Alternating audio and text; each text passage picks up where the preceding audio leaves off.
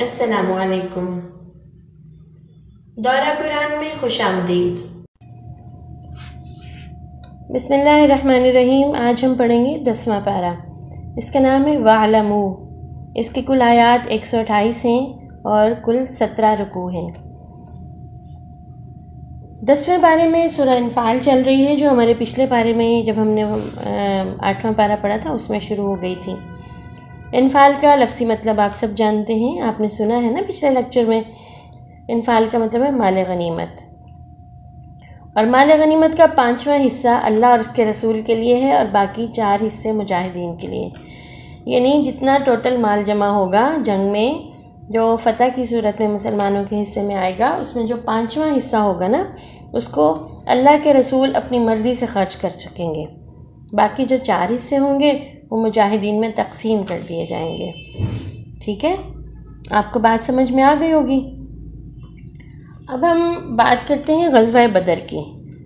یہ ہجرت کا دوسرا سال تھا، رمضان کا مہینہ تھا جب غزوہ بدر پیش آیا۔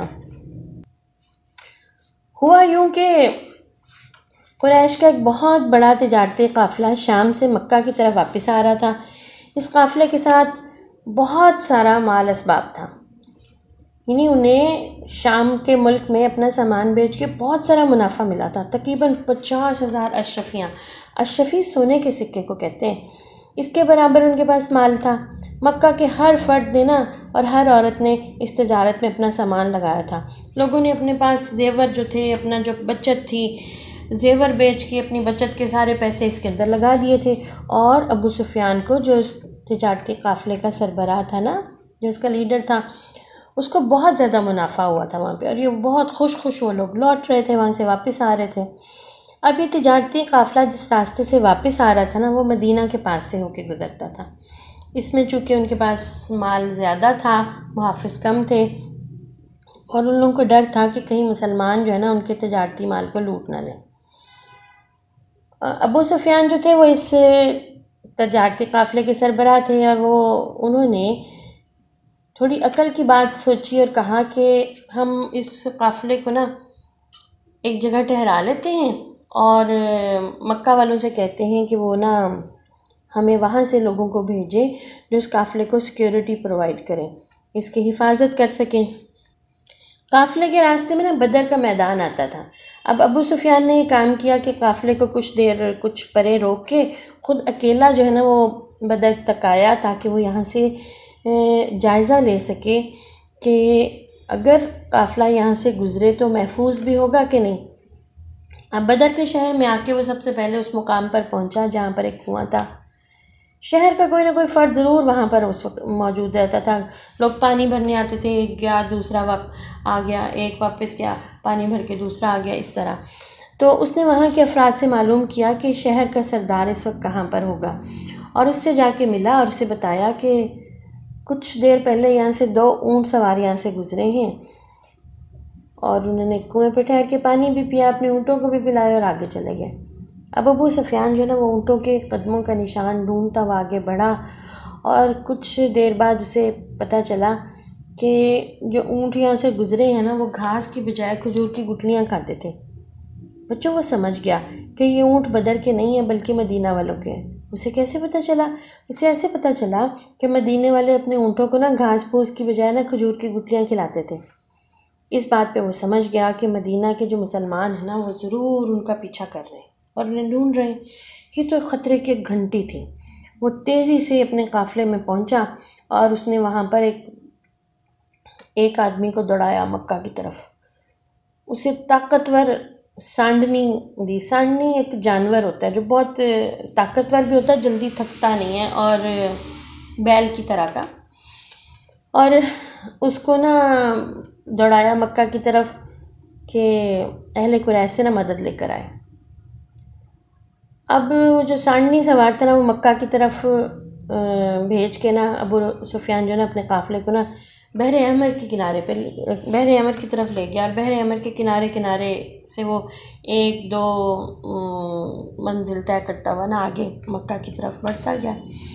وہ چاہتا تھا کہ اس کا قافلہ جو مسلمانوں کے ہاتھ نہ لگے۔ جو ہی مکہ والوں کو یہ بات پتہ چلی کہ ان کا قافلہ جو ہے وہ مسلمان لوٹ سکتے ہیں، تو وہ تو بس پریشان ہو گئے، اور انہوں نے سوچا ہماری تو ساری زندگی کی کمائی چلی جائے گی، پورے مکہ میں خبر جنگل کی آگ کی طرح پھیل گئی، اور لہٰذا یہ طے ہوا کہ مسلمانوں کو سبق سکھایا جائے، اور 1000 بہادر لوگوں کا انہوں نے لشکر تیار کیا، جو مکہ میں بڑے مشہور تھے اپنی بہادری کی وجہ سے کافروں میں سے، اور انہوں نے ایک فوج بنا لی 1000 لوگوں کی۔ وہاں پہ 600 لوگ ایسے تھے جنہوں نے زرہ پہنی ہوئی تھی۔ زرہ کہتے ہیں لوہے کے لباس کو، آپ لوگوں نے ارطغرل میں بھی دیکھا ہوگا نا، ایسے انہوں نے کپڑے پہنے ہوتے ہیں موٹے موٹے سے، جو اپنے اندر سے تیر کو یا نیزے کو گزرنے نہیں دیتے، اس کو زرہ کہتے ہیں۔ اور ان کے پاس بہت سارے گھوڑے تھے، بہت سارے اونٹ تھے، اور بہت اچھے ہتھیار تھے۔ کھانے پینے کی چیزیں بھی انہوں نے بہت ساری اپنے پاس رکھ لی۔ امیر لوگ تھے نا قریش کے، وہ کیا کرتے کہ وہ بہت سارے اونٹ ذبح کرتے اور اس کے گوشت پکاتے اور دعوتیں کرتے، اور رات بھر وہ اپنے راستے میں کھاتے پیتے جاتے دن بھر، اور انہوں نے اپنے ساتھ کھانے پینے کی بھی بہت ساری چیزیں لے لی، اور بڑے شان و شوکت سے وہ مدینہ کی طرف روانہ ہوئے۔ اب ان کے دل میں اتنا غرور تھا کہ وہ بس مسلمانوں کو تو کاٹ پیٹ کے رکھ دیں گے، ایسا سبق سکھائیں گے کہ کبھی وہ قریش کے سامنے نہ آئے۔ فوج کی روانگی کے وقت جو مسلمانوں کا سب سے بڑا دشمن تھا نا ابو جہل، اس نے کعبے کی دیوار پر ہاتھ رکھ کر دعا مانگی کہ اے رب کعبہ، دونوں میں سے جو دین تجھے زیادہ پسند ہے نا، دونوں لشکروں میں سے جو عالی شان لشکر ہے، اور دونوں جماعتوں میں سے جو جماعت زیادہ اچھی ہے، فتح کا سہرا اس کے سر باندھنا۔ اہل قریش جب یہ دعا مانگ رہے تھے نا، جانتے تھے کہ وہ حق پر نہیں ہے، اور اللہ کے رسول صلی اللہ علیہ وسلم حق پر ہیں۔ دیکھو پیارے بچوں، اللہ نے ان کے منہ سے کیسی دعا نکلوائی، وہ خود ہی اپنی دعا کے اثر میں آ گئے۔ اب جو ہے مسلمانوں کے دشمن جو ہے اپنی فوج لے کر مکہ سے بدر کی طرف روانہ ہوئے۔ ابھی یہ لشکر راستے میں ہی تھا کہ ایک خبر دینے والا بندہ آیا، اور اس نے بتایا کہ ابو سفیان اپنے قافلے کو خطرے سے نکال کر لے آیا، مکہ کی جانب پہنچ رہا ہے۔ اب کچھ لوگ کہنے لگے کہ لڑنے مرنے کا کوئی فائدہ نہیں، واپس مکہ چلتے ہیں، لیکن دوسرا گروہ جو تھا نا وہ یہ چاہتا تھا کہ بس تھوڑے سے مسلمان ہوں گے آج تو بس ان کو ختم ہی کر کے رکھتے ہیں۔ اب ایسا ہوا کہ یہ لشکر آگے بڑھا بدر کی طرف، اور لڑائی کے لیے بالکل تیار۔ ادھر پیارے نبی جو تھے نا وہ حالات سے ہر وقت باخبر رہتے تھے، وہ اللہ کے برحق اور سچے رسول تھے۔ ان کے علم میں یہ بات آ گئی تھی کہ ابو سفیان کا جو قافلہ مدینہ کے پاس سے گزر رہا تھا، وہ اس کی حفاظت کے لیے اہل قریش نے ایک بڑی فوج بنا کے مدینہ کی طرف روانہ کر دی ہے۔ اب آپ صلی اللہ علیہ وسلم کو مدینہ کے لوگوں کی جان مال، ان کی عزت آبرو اور مال کی بھی حفاظت کرنی تھی۔ آپ نے مہاجرین اور انصار کو ایک جگہ جمع کیا، اور ان کے سامنے یہ صورتحال رکھی، اور آپ صلی اللہ علیہ وسلم نے کفار سے جنگ کرنے کا فیصلہ کر لیا۔ تو تقریباً 300 کے قریب مجاہدین کی ایک فوج ترتیب دی گئی۔ اب بچوں ان کے پاس صرف 2 گھوڑے تھے، 70 اونٹ تھے، باری باری وہ لوگ سوار ہوتے، اور اس طرح وہ جنگ کے لیے آگے بڑھے۔ رسول اللہ صلی اللہ علیہ وسلم نے اس جنگ کی بذات خود اس فوج میں آئی۔ آپ صلی اللہ علیہ وسلم نے اپنے جو جانثار صحابہ تھے ان کے ہمراہ رمضان کی 16 تاریخ کو مدینہ منورہ سے بدر کی جانب سفر شروع کیا۔ یہ آپ کو پتہ نا ہجرت کے دوسرے سال کا واقعہ ہے۔ دشمن جو ہے وہ پیر نبی صلی اللہ علیہ وسلم کی فوج سے پہلے وہاں پہنچ چکا تھا، اور انہوں نے جگہ جگہ پڑاؤ ڈالا، جو جنگی نقطہ نظر سے زیادہ اہم جگہیں تھی نا، جہاں پانی کے کنویں وغیرہ بھی تھے، وہاں جا کر انہوں نے دشمن نے اپنی فوج کا پڑاؤ ڈالا۔ پڑاؤ ڈالنے کا مطلب یہ ہوتا ہے کہ وہاں وہ ٹھہر گئے، اور آپ صلی اللہ علیہ وسلم جب وہاں پہنچے تو مشرقی سمت ایک اونچے ٹیلے پر آپ نے قیام فرمایا۔ اب بظاہر یہ لگ رہا تھا کہ دشمن نے زیادہ اچھی جگہ پر قبضہ کر لیا ہے۔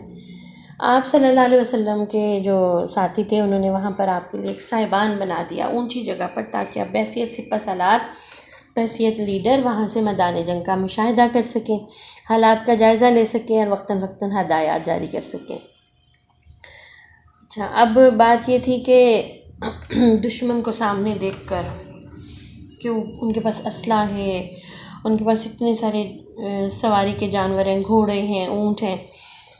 اب مسلمان تو بہت تھوڑے تھے. اب ان کے اوپر جو تھی نا ایک ذہنی کیفیت یہ کہ دشمن کے سامنے انہیں ثابت قدم رہنا تھا اور بے خوف ہو کر اپنے دشمن کا مقابلہ کرنا تھا. جب اپنے سامنے ہم ایسے دیکھتے ہیں نا کہ زیادہ لوگ ہیں تو ایک نفسیاتی طور پر ہمارے اوپر اثر ہوتا ہے کہ ہم تھوڑے ہیں، کہیں ہار نہ جائیں.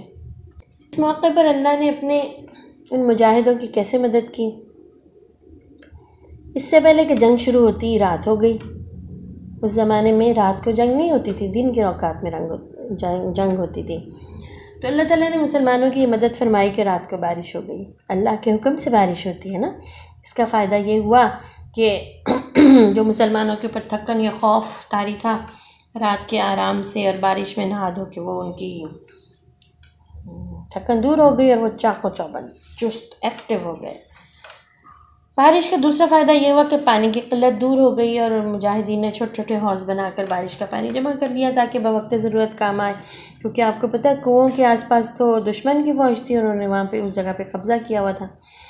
اور تیسرا فائدہ یہ ہوا کہ وہ میدان ریتلا تھا، بارش سے پیروں کے نیچے ریت جم گئی. اب جو ریت میں پیر دھنسنے کا جو خوف ان کے دلوں میں تھا نا وہ جاتا رہا. چوتھا فائدہ یہ ہوا کہ دشمن جو تھا وہ نیچے نشیبی علاقے میں تھا، وہ پانی نیچے کی طرف گیا تو وہاں پہ کیچڑ ہو گئی، پانی کھڑا ہو گیا ان کے پاس.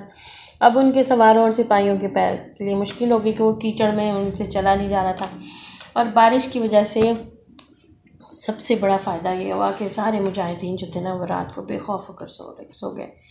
ان کی جگہ پہ تو بارش اگر پڑتی تھی تو فٹافٹ پانی نیچے چلا جاتا تھا. اب صبح وہ جب بیدار ہوئے نا تو اللہ تعالیٰ نے ان کے دلوں پر نا ایک سکون طاری کر دیا.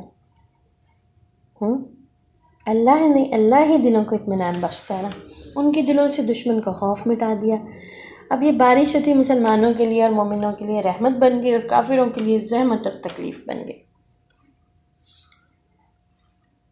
اب مقابلہ شروع ہو رہا ہے. رات کو نا پیارے نبی صلی اللہ علیہ وسلم اللہ کے حضور دعائیں کرتے رہے. اللہ تعالیٰ سے دعا کیا، اللہ اگر تیرے سچے اور تیرے پر ایمان لانے والے لوگوں کی چھوٹی سی جماعت ہلاک ہو گئی تو اس زمین پر تیرا کوئی نام لینے والا نہیں رہے گا. بڑی لاڈ والی دعا تھی یہ. ساری رات اللہ سے رو رو کے دعائیں کرتے رہے. اللہ کے حضور سجدہ ریز ہو کر عاجزی سے، بے خودی سے. آپ کے دعا کرتے کرتے بعض اوقات آپ کے کندھوں سے چادر گر جاتی ہے اور آپ کو پتہ بھی نہ چلتا.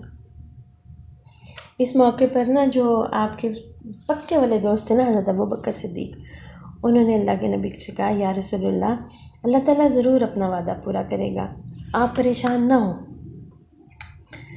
پیارے نبی دعا مانگ رہے تھے اور ساتھ رو رہے تھے. تو حضرت ابوبکر صدیق کا دل بھر آیا، انہوں نے ان کو تسلی دی. اب اللہ تعالیٰ نے پیارے نبی کی دعا کیسے قبول کی کہ بارش ہو گئی اور اللہ نے اس بارش کے ذریعے مسلمانوں کو مضبوط کر دیا. جنگ سے پہلے ہی ان کے دلوں پر اطمینان اور سکون نازل کیا. سورہ انفال کے آیت نمبر 56 میں اللہ تعالیٰ کہتے ہیں، میدان جنگ میں اگر 20 مجاہد ثابت قدم ہوں گے تو وہ 200 پہ غالب آ جائیں گے. یعنی ایک جو مجاہد ہے نا، پکا مومن مجاہد، وہ اکیلا 20 کافروں سے لڑ سکتا ہے اور وہ لڑ کے جیت جائے گا انشاءاللہ. یہ ایمانی قوت ہے جو اس وقت اس ایمان والے مجاہد کے جسم میں نا بجلی بھر دیتی ہے، اس کا حوصلہ بڑھاتی ہے. تو ایک ایک مجاہد جو 20 کافروں پر بھاری ہو جاتا ہے. اب آپ صلی اللہ علیہ وسلم باہر تشریف لائے اور اپنی فوج سے انہوں نے خطاب کیا اور انہیں بتایا کہ وہ اس وقت دنیا میں اللہ تعالیٰ کی توحید کا، اس کے ایک ہونے کا، اس کے سچے پیغام کا حامل واحد گروہ ہے اور وہ سب اللہ کی خاطر لڑ رہے ہیں، باقی سب اللہ کے دشمن ہیں.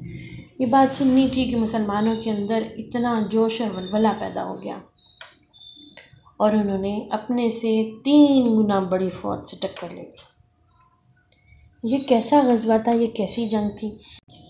بچوں، جنگ بدر میں نا ایک عجیب واقعہ پیش آیا، ایسا کہ بس انسان کی عقل دنگ ہی رہ جائے. آپ کو پتہ ہے ابو جہل بہت طاقتور انسان تھا، بس طاقت اور قوت کا پہاڑ کہہ لیں. اور پھر اس نے اپنے آپ کو نا پورے کا پورا زرہ میں چھپایا ہوا تھا، لوہے کا ڈریس پہنا ہوا تھا، جس سے نہ تیر لگے نہ نیزہ لگے۔ اس میں سے نا اس کی ذرا میں سے صرف اس کی 2 آنکھیں ہی نظر آتی تھیں، اور اس جنگ میں نا 2 مجاہد، چھوٹے چھوٹے مجاہد، 2 بچے، معاذ اور معوذ، وہ بھی شریک تھے۔ ان کے سامنے ابو جہل کی بالکل ایسی حیثیت تھی جیسے ہاتھی کے سامنے کوئی چیونٹی ہو۔ اب ان دونوں نے نا ابو جہل کی آنکھوں کو تاک کے اس کے اوپر نشانہ مارا، اور وہ گھوڑے سے گر پڑا، تڑپنے لگا۔ پاس ہی ایک صحابی تھے عبداللہ بن مسعود، وہ بھاگ کے گئے، انہوں نے اپنی تلوار سے اس کا سر جسم سے جدا کر دیا اور اس کا سر لا کر نبی کریم صلی اللہ علیہ وسلم کے قدموں میں ڈال دیا۔ بچوں، ان کے اندر معاذ اور معوذ جو چھوٹے بچے تھے، ان کے اندر نیزہ اٹھانے کی طاقت آئی کہاں سے؟ آپ کو پتہ ہے نیزہ بہت بھاری اور بڑا سارا ہوتا ہے، اور یہ حوصلہ کہاں سے آیا کہ وہ ابو جہل جیسے طاقتور انسان کو جان سے مارتے؟ پیارے بچوں، یہ ایمان کی طاقت تھی جو اللہ تعالیٰ نے ان کے اندر بجلی کی طرح بھر دی، اور انہوں نے اسلام کے سب سے بڑے طاقتور ظالم دشمن کو ہلاک کر دیا۔ آپ کو پتہ ہے نا 16 تاریخ کو چلے تھے اللہ کے نبی صلی اللہ علیہ وسلم اپنی ساتھیوں کو لے کر، اور پھر رات ہو گئی، اور اگلے دن 17 تاریخ کو جنگ بدر کا، غزوہ بدر کا مارکہ پیش آیا۔ نہیں، 17 تاریخ جو ہے نا اس کو اس دن غزوہ بدر ہوا، اس کو ہم یوم فرقان بھی کہتے ہیں۔ کیوں کہتے ہیں؟ کہ اللہ تعالیٰ نے حق کا ساتھ دیا، فرشتے نازل کیے اس جنگ کے اندر مسلمانوں کا ساتھ دینے کے لیے، اور حق اور باطل کی جنگ میں اللہ نے حق کو جیت دی اور کفر کو اور شرک کو جڑ سے اکھاڑ کے پھینک دیا۔ اس جنگ میں شیطان بھی موجود تھا، اس نے قریش کے ایک قبیلے کے سردار کا روپ دھارا ہوا تھا، سراقہ بن مالک کی شکل میں وہ ان کے ساتھ تھا، اور بڑھ بڑھ کے باتیں کر رہا تھا کہ تم تو بڑے طاقتور ہو اور تمہارا تو مسلمان مقابلہ ہی نہیں کر سکتے۔ اور جب اس نے اپنے سامنے فرشتوں کی جماعت کو دیکھا تو وہ بھاگ کھڑا ہوا۔ اب جب قریش مکہ نے اسے پوچھا کہ تم اب کیوں بھاگ رہے ہو، تو اس نے کہا میں اس جماعت کو دیکھ رہا ہوں جس کو تم نہیں دیکھ سکتے۔ شیطان تو فرشتوں کو دیکھ سکتا تھا، اور قریش مکہ کو وہ نظر نہیں آ رہے تھے۔ جنگ کے بعد جب مکہ کے لوگ وہاں پہنچے واپس، تو انہوں نے سراقہ بن مالک سے کہا کہ تم نے تو ہمیں یہ کہا تھا کہ تم ہی جیتو گے اور تم اتنے طاقتور ہو، اور تم پھر وہاں سے بھاگ کیوں آئے؟ تو سراقہ بن مالک حیران ہو گیا، اور انہوں نے کہا کہ نہیں، میں نے تو کوئی ایسی بات نہیں کی۔ تو بچوں، وہ شیطان تھا جو اس نے سراقہ بن مالک کا روپ دھارا ہوا تھا، اور اس نے جنگ کے میدان میں وہ کافروں کے ساتھ کھڑے ہو کر انہیں حوصلہ دیا اور ان سے بڑی بڑی باتیں کر کے انہیں ابھارا کہ وہ جنگ کریں مسلمانوں سے۔ اور جب اللہ نے فرشتے نازل کیے تو فرشتوں کو دیکھ کے وہ بھاگ گیا۔ تو غزوہ بدر کے اندر مسلمانوں نے کافروں کا مقابلہ کیسے کیا؟ بے سر و سامانی کے عالم میں، صرف 2 گھوڑے، 70 اونٹ، اور ان کے پاس کیسی جنگی طاقت تھی وہ۔ تو اس سے کیا پتہ چلا کہ اللہ اپنے سچے اور پکے مومنوں کو کبھی اکیلا نہیں چھوڑتا۔ اللہ نے اس ماہ مبارک میں، رمضان کے مہینے میں انہوں نے جنگ کی۔ ہم آج روزہ رکھنے سے گھبراتے ہیں، ہم تھک جائیں گے، ہم کہتے ہیں ہم بس سو جائیں، ہم کوئی کام نہ کریں۔ اس زمانے میں انہوں نے گرمی کے موسم میں دیکھیں اللہ کی خاطر جنگ کی، اور اس ماہ مبارک میں اللہ تعالیٰ نے انہیں فتح عطا فرمائی، اور ہمیشہ ہمیشہ کے لیے یہ ثابت کر دیا کہ جو اللہ کے راستے میں جنگ کرتے ہیں، جو اللہ کے راستے میں کوشش کرتے ہیں، جو اللہ کے راستے میں اپنی صلاحیتیں لگاتے ہیں، اللہ انہیں کبھی تنہا نہیں چھوڑتا۔ اس سورہ مبارکہ میں اللہ تعالیٰ نے یہ بات بھی سمجھائی کہ اللہ اور اس کے رسول کی بات مانو، آپس میں نہ جھگڑا کرو، آپس میں نہ لڑو۔ مسلمانوں کو کبھی آپس میں لڑنا نہیں چاہیے۔ آپس میں لڑنے سے کیا ہوتا ہے؟ کمزوری آ جاتی ہے، پھر وہ ہار جاتے ہیں، ان کے اندر بزدلی پیدا ہوتی ہے۔ جب وہ اللہ کے دشمنوں سے لڑتے ہیں نا، آپس میں ایک دوسرے سے نہیں لڑتے، تو ان کے اندر قوت پیدا ہوتی ہے۔ آپس میں لڑنے کے دوران جو انسان کے اندر کمزوری آ جاتی ہے نا، اس سے شیطان بھی فائدہ اٹھاتا ہے۔ تو بچوں، ہم نے بھی یاد رکھنا ہے، ہم مسلمان ایک دوسرے سے لڑائی نہ کریں، بہن بھائی آپس میں ایک دوسرے سے لڑائی نہ کریں، اس سے ہماری طاقت کم پڑ جاتی ہے، ہمارے اندر بزدلی پیدا ہوتی ہے، پھر ہم دشمنوں سے نہیں لڑ سکتے۔ تو جہاد کے اللہ تعالیٰ نے اس سورہ مبارکہ میں کیا آداب سکھائے کہ اللہ کے راستے میں ثابت قدم رہنا ہے۔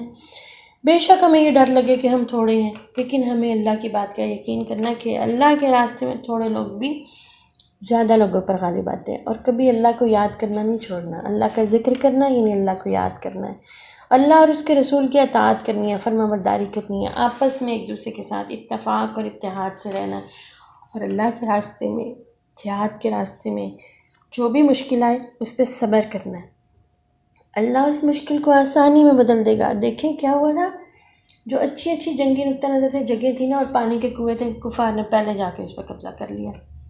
مسلمانوں کو اونچی جگہ ملی، وہاں پہ پانی تھا ہی نہیں پینے کو، استعمال کرنے کو، اللہ نے بارش سے ان کی مدد کر دی، ہے نا۔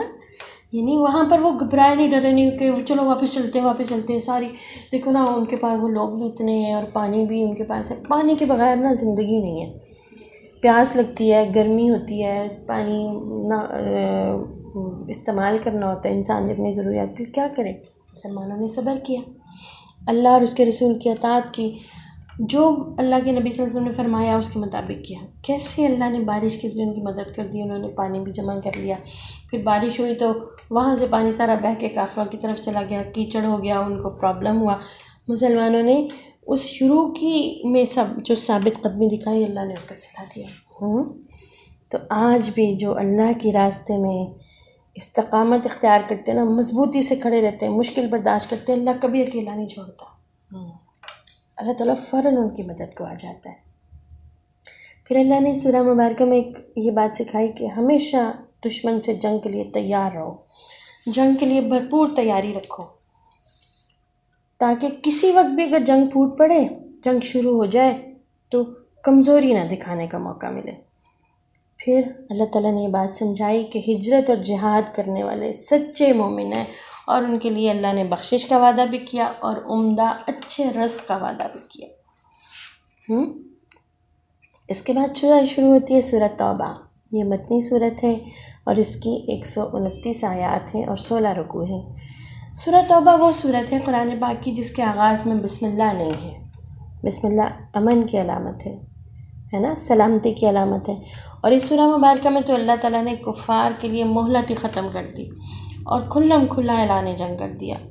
اس صورت میں نا اللہ تعالیٰ کو غصہ آیا ہوا ہے، اس لیے اللہ تعالیٰ نے اس صورت کا آغاز جو ہے نا وہ بسم اللہ سے نہیں کیا۔ یہ صورت جو ہے نا، یہ سورۃ توبہ کیوں کہلاتی ہے؟ اس میں اللہ تعالیٰ نے منافقوں کے راز کھول دیے۔ مسلمانوں کے اندر بہت سارے ایسے لوگ تھے پیارے بچوں، جو نا چپکے مسلمانوں کے ساتھ کا ساتھ چھوڑ کے ان کے دشمنوں کا ساتھ دینے چلے جاتے تھے۔ اصل میں وہ اوپر سے مسلمانوں کے ساتھ تھے، دل ان کے نا کافروں کے ساتھ تھے۔ اللہ نے ان سب کے راز کھول دیے۔ اس سورہ میں اللہ نے مسلمانوں کو جہاد کی ترغیب دی اور صدقات کے تقسیم کے اصول بتائے، نماز اور زکوٰۃ کی تاکید بھی کی ہے، اور پھر یہ بھی بتا دیا کہ جنت میں کوئی کافر داخل نہیں ہوگا۔ کچھ اصول بتائے، اس زمانے تک کیسے کرتے تھے لوگ، کوئی منت مان لیتے تھے کہ وہ ننگے ہو کے بیت اللہ کا طواف کریں گے، تو اس صورت میں اللہ نے حکم دے دیا کہ آئندہ کوئی کپڑے اتار کے نا بیت اللہ کا طواف نہیں کر سکتا، اور آئندہ کوئی مشرک جو ہے نا وہ حج کے لیے نہیں آ سکتا، اور پھر مشرکوں کو 4 ماہ کی مہلت دی گئی کہ وہ یہ علاقہ خالی کر دیں۔ اللہ تعالیٰ نے سورہ مبارکہ میں نا جہاد کی ترغیب دی، کہا انفروا خفافا وثقالا وجاہدوا باموالکم وانفسکم فی سبیل اللہ ذالکم خیر لکم۔ آپ امیر ہیں یا غریب، آپ کے پاس بہت سارا ساز و سامان ہے یا نہیں، آپ نے اللہ کی راہ میں جہاد کرنا ہے، اپنی جانوں سے بھی کریں، اپنے مالوں سے بھی کریں، اللہ کے راستے میں۔ اس سے بہتر کوئی چیز اللہ نے آپ کے لیے نہیں رکھی۔ پھر ساتھ یہ بھی بتایا کہ جو نماز میں سستی کرتے ہیں نا وہ منافق ہوتے ہیں۔ وَلَا يَأْتُونَ الصَّلَاةَ إِلَّا وَهُمْ كُسَالَىٰ وَلَا يُنْفِقُونَ إِلَّا وَهُمْ كَارِهُونَ، کہ وہ نماز کے لیے نہیں آتے مگر سستی سے، اور اللہ کی راہ میں خرچ نہیں کرتے، بس ایسے ہی مارے بندے مارے کٹے، دل نہیں کرتا اللہ کی راہ میں پیسے خرچ کرنے کو، برے دل سے ہی کرتے ہیں، مجبوری سے۔ پھر اس سورہ میں اللہ تعالیٰ نے زکوٰۃ کے فائدے بتائے، اس سے ہمارا مال پاک ہوتا ہے، ہم مصیبتوں سے، آزمائشوں سے، بیماریوں سے، پریشانیوں سے بچتے ہیں۔ دیکھیے زکوٰۃ کیا ہے؟ جو مال اللہ تعالیٰ نے ہمیں دیا، ہم اس کے اندر سے کچھ حصہ اللہ کے لیے نکالتے ہیں، یعنی اگر ہمارے پاس اپنی ضرورت سے زائد 100 روپے ہیں تو ہم نے اس میں سے 2.5 روپے جو ہے نا وہ اللہ کے راستے میں خرچ کرنے۔ یہ پیسے وہ ہیں جو معاشرے کے کمزور، مالی طور پہ کمزور افراد کے کام آئیں گے، ایسے لوگ جو خود سے کما نہیں سکتے ان کے کام آئیں گے، یتیم بچوں کے کام آئیں گے، بے سہارا اور جو کسی بھی مجبوری کا شکار ہے ان کے کام آئیں گے۔ تو معاشرے میں پھر ایسے لوگ نہیں رہیں گے جنہیں مانگ کے کھانا پڑے، جنہیں بھیک لینی پڑے۔ جو امیر ہیں وہ اپنے روپے میں سے جب ایسے پیسے نکالتے ہیں تو ان کا مال اللہ پاک کر دیتا ہے، اور اس میں جو کوئی کمی بیشی ہوتی ہے اس سے انہیں بچا لیتا ہے، اور ان کی زندگی سے بہت سارے مسائل کو نکال دیتا ہے، بہت ساری مصیبتوں اور پریشانیوں سے انہیں بچا لیتا ہے۔ اور دوسری طرف وہ لوگ جو محروم ہوتے ہیں ان کی ضروریات پوری کرنے کا ایک اچھا ذریعہ نکل آتا ہے۔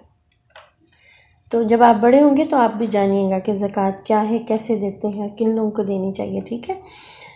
تو اب ہم دیکھتے ہیں کہ یہ سب چیزیں جو اللہ نے ہمیں سورہ انفال میں، سورہ توبہ میں سکھائے، اس سے ہمیں پتہ کیا چلا؟ اس سے یہ پتہ چلا کہ ہمیں اللہ کے راستے میں اپنی مال، اپنی جان اور اپنی صلاحیتیں لگانی ہیں تاکہ اللہ کا دین سر بلند ہو، اللہ کی زمین پر اللہ کا نظام نافذ ہو۔ اللہ نے ہمیں اس دنیا میں بھیجا ہی بچوں اس لیے ہے کہ ہم اللہ کی زمین پر اللہ کا نظام نافذ کر سکیں۔ اس کے لیے ہم اپنی ساری صلاحیتیں اللہ کی راہ میں خرچ کریں، اپنا وقت اللہ کے راستے میں لگائیں، اپنا مال اللہ کے راستے میں لگائیں، اور اس سے اللہ کیا کرے گا؟ ہماری صلاحیتوں میں برکت دے گا، ہماری اسکلز اور زیادہ امپروو ہوں گی، ہمارے وقت میں برکت آ جائے گی، ہمارے مال میں برکت آ جائے گی، ہمیں خوشی ملے گی، اطمینان ملے گا، جو اس دنیا کی سب سے بڑی نعمت ہے۔ بعض اوقات انسانوں کے پاس پیسہ بھی ہوتا ہے لیکن اطمینان نہیں ہوتا۔ تو جو لوگ اپنا مال، اپنی جان، یعنی اپنے اوقات اور اپنی صلاحیتیں، اپنا وقت اور اپنی صلاحیتیں اللہ کے راہ میں لگاتے ہیں نا، وہ خوش رہتے ہیں، اس دنیا میں بھی اور اس دنیا میں۔ اللہ تعالیٰ انہیں بیماریوں، پریشانیوں اور تکلیفوں سے محفوظ رہتا ہے، اس دنیا میں بھی اور آخرت میں تو مزے ہی مزے کی زندگی ہے نا۔ تو آئیے اللہ کے دین کی سربلندی کے لیے اپنا مال، اپنی جان، اپنا وقت اور اپنی صلاحیتیں صرف کریں۔ اللہ تعالیٰ ہمیں ان لوگوں میں سے بنائے جو اللہ کو خوش کرنے کے لیے کام کرتے ہیں اور ہمیں اسے قبول بھی کر لیں۔ آمین ثم آمین۔ تو پھر ملتے ہیں انشاءاللہ اگلے پارے کے ساتھ۔ اللہ حافظ۔